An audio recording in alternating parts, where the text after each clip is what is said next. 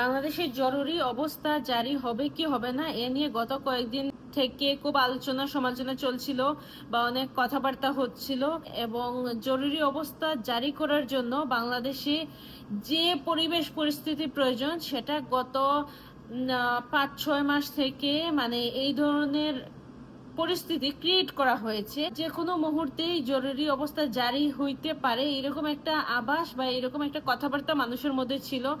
এই যে জুলাই সন্ত্রাসী হাবাদুল্লাহ, সে যখন সেনা প্রধানকে নিয়ে কথা বলেছিল, অত্যন্ত বিস্ফোরক আপত্তিকর নোংরা মন্তব্য করেছিল। সেনাবাহিনীকে সে যখন জনগণের মুখোমুখি দাঁড় করিয়ে দিয়েছিল, পাশাপাশি এইটার সাথে তাল মিলিয়ে দখলদার সরকারের উপদেষ্টা সজীব টোকাই যখন বিস্ফোরক মন্তব্য করেছিল, সেও যখন বলতেছিল যে 5 আগস্টে সেনা প্রধানের অবস্থানটা কি আছে বা কোন অবস্থায় আছে, এইসব ঘটনার প্রেক্ষাপটে মনে হচ্ছিল যে বাংলাদেশে হয়তো বা সেনা শাসন শুরু হয়ে যেতে পারে। এবং আরেকটা বিষয় আপনারা লক্ষ্য করবেন, এই যে ব্যারিস্টার ফুয়াদ, সে কিন্তু বলতেছে যে বাংলাদেশের রাষ্ট্রপতি, তারপর বাংলাদেশের সেনাবাহিনী প্রধান তাদেরকে কুকুর সম্বোধন করে কথা বলতেছে এবং বলছে যে এক কুকুর আরেক কুকুরকে সাপোর্ট দিচ্ছে, এবং তারা হুমকি দিচ্ছে যে সেনানিবাস গুড়িয়ে দেওয়ার কথা। তার মানে কি বোঝা যাচ্ছে, এই যে তারা এই দখলদার সরকারের উপদেষ্টারা, সমন্বয়করা সবাই মিলে কিন্তু বাংলাদেশের পুলিশ প্রশাসনকে ধ্বংস করে দিয়েছে। বাংলাদেশের প্রশাসনের প্রতিটা পর্যায়ে র্যাব বলি, পুলিশ বলি, সবাইকে ধ্বংস করে দিয়েছে।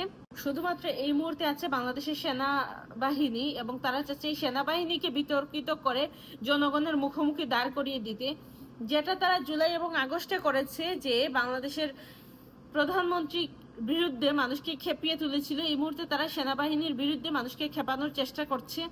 এবং এই যে পরিবেশ পরিস্থিতি, এইগুলার দেখে বাংলাদেশের মানুষ হয়তো ভেবেছিল যে বাংলাদেশের সেনাবাহিনী তাদের সেই ফাঁদে পা দিবে এবং সেনাবাহিনী হয়তো বা সেনা শাসন বা বাংলাদেশের জরুরি অবস্থা জারি করা হবে, কিন্তু সেটা হয়নি। এবং বাংলাদেশের আওয়ামী লীগের অনেকে মনে করেছিল হয়তো বা সেনা শাসন শুরু হলে বাংলাদেশের জন্য বা আওয়ামী লীগের জন্য সেটা ভালো হতে পারে, কিন্তু আমার বিশ্লেষণ বলছে যে সেটা কখনোই আওয়ামী লীগের জন্য ভালো হবে না। কারণ এই যে দখলদার বাহিনীর যে সদস্যরা, তারা যখন কোনো কাজ করবে তখন সেটাতে অবশ্যই আপনারা সন্দেহ করবেন। যেমন তারা চাচ্ছে যে কোনোভাবে যদি সেনাবাহিনীকে উস্কায় দিয়ে সেনা শাসন শুরু করে দিতে পারে, তার মানে যদি সেনা শাসন শুরু হয়ে যায় নির্বাচন আরো পিছাবে। নির্বাচন পিছালে তাদের যেহেতু বর্তমানে কোনো রাজনৈতিক দল সেভাবে, যেহেতু শক্তিশালী কোনো রাজনৈতিক দল নেই, তারা একটা সময় পাবে তাদের দলকে গুছিয়ে নিয়ে আসতে। সুতরাং তারা যেভাবেই হোক সেনাবাহিনীকে উস্কিয়ে হোক বা যেভাবেই হোক তারা চাচ্ছে সেনা শাসন শুরু করে দিতে।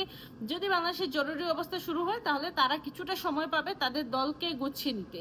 সুতরাং এই সেনা শাসন বাংলাদেশের পক্ষে, বিশেষ করে আওয়ামী লীগের পক্ষে ভালো হবে। পাশাপাশি এইটার সুবিধাটা নিবে এই দখলদার সরকারের যারা আছে তারা, এবং তাদের যে নতুন রাজনৈতিক দল এনসিপি, এরাই কিন্তু সুযোগ সুবিধাটা নিবে। নেয়ার জন্য কিন্তু বাংলাদেশকে জরুরি অবস্থায় নেয়ার জন্য 2 দিন পর পর বাংলাদেশে বিভিন্ন ধরনের ঘটনা তারা ঘটাচ্ছে। পাশাপাশি আরেকটা বিষয় আপনারা লক্ষ্য করবেন যে এই যে তাদের সার্ভিস আলম, সে কিন্তু আমরা দেখতে পাচ্ছি যে গত সোমবার 150টা গাড়ি নিয়ে সে শোডাউন দিয়ে দিছিল তার এলাকা পঞ্চগড়ে। এইটা থেকেও বোঝা যায় যে তারা চাচ্ছে যেভাবেই হোক তাদের এলাকায়, নিজ নিজ এলাকায় তাদের অবস্থানটা শক্তিশালী করতে, পাশাপাশি বিভিন্ন জেলা, উপজেলা, ইউনিয়ন পর্যায়ে তাদের শক্তিশালী অবস্থানটা তৈরি করতে।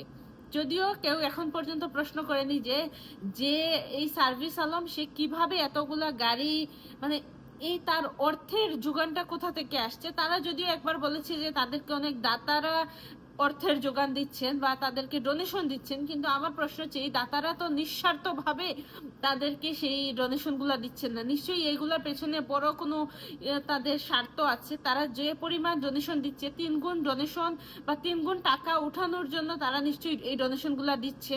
সুতরাং সেটাও তদারকি করতে হবে। এই সার্ভিসকে যারা আজকে ডোনেশন দিচ্ছে, ভবিষ্যতে তারা যে এই ডোনেশনের পরিবর্তে বড় কিছু চাইবে না, সেটা তো হতে পারে না, তাই না? নিশ্চয়ই তাদের বড় কোনো দুরভিসন্ধি আছে, এই দাতাদের নিশ্চয়ই তারা কোনো ধরনের বড় কিছু স্বার্থ উদ্ধারের জন্য এদেরকে বলবে, এবং তখন কিন্তু এই সার্ভিস আলমরা সেই অন্যায়কে প্রশ্রয় দিতেই হবে, কারণ তারা অলরেডি এদের কাছ থেকে টাকা পয়সা নিয়ে বসে আছে।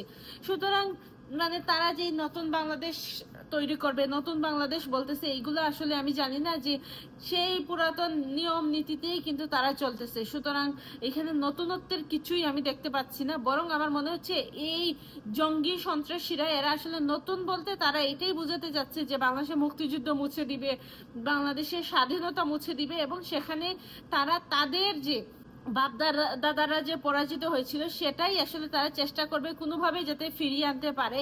এবং এই মুহূর্তে আপনারা দেখেন বিজয় দিবসে এসে তারা তাদের জুলাই 24 ঢুকায় দিচ্ছে। 25শে মার্চের কালো রাত্রি এইটা বর্ণনা করতে গিয়ে যখন ভাষণ দিচ্ছে জাতির উদ্দেশ্যে মোহাম্মদ ইউনূস, তখন সে কিন্তু সেই জুলাই ঢুকায় দিচ্ছে। এবং আমরা দেখলাম পয়লা বৈশাখ মঙ্গল শোভাযাত্রায় নাকি এই জুলাই 24-এর যে রাজাকার আবু সাইদ, এই রাজাকার আবু সাইদের নাকি ভাস্কর্য নিয়ে তারা মঙ্গল শোভাযাত্রা করবে। সুতরাং বুঝাই যাচ্ছে যে তারা আমাদের যে বাঙালি কৃষ্টি কালচার এগুলো মুছে দিতে চাচ্ছে, বাঙালি আমাদের বাংলাদেশের যে ইতিহাস, আমাদের যে মুক্তিযুদ্ধ, এগুলো মুছে দেওয়ার জন্যই তারা কাজ করতেছে।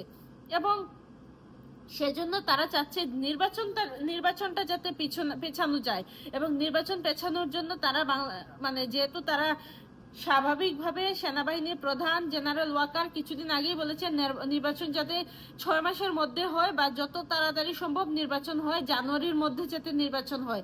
এবং তারা চাচ্ছে যে এই নির্বাচনকে যত পিছিয়ে দিতে পারবে তত তাদের অবস্থানটা আরো শক্তিশালী করতে পারবে, এবং সেজন্যই তারা 2 দিন পর পর সেনাবাহিনীর বিরুদ্ধে গিয়ে কথা বলতেছে। তারা যখন বলতেছে সেনানিবাস গুড়িয়ে দিবে, তার মানে বুঝেন যে এগুলা কিভাবে রাষ্ট্রদ্রোহিতা করতেছে। তারা রাষ্ট্রের যে সেনাবাহিনী যারা বাংলাদেশের সার্বভৌমত্ব রক্ষা করতেছে, সেই সেনাবাহিনীকে তারা হুমকি দিতে চাচ্ছে। সুতরাং এটা খুব স্পষ্ট যে যদি বাংলাদেশে জরুরি অবস্থা জারি হয়, সেটার জন্য লাভবান হবে এই নতুন যে রাজনৈতিক দলগুলা এরাই। এবং নতুন রাজনৈতিক দল বলতে তো খুব ভালো করে বুঝতে পারছেন যে এই ন্যাশনাল ক্রিমিনাল পার্টি বা জামাতের যে বি টিম, তারপর এবি পার্টি যেটা হচ্ছে জামাতের সি টিম, এইগুলোই কিন্তু লাভবান হবে।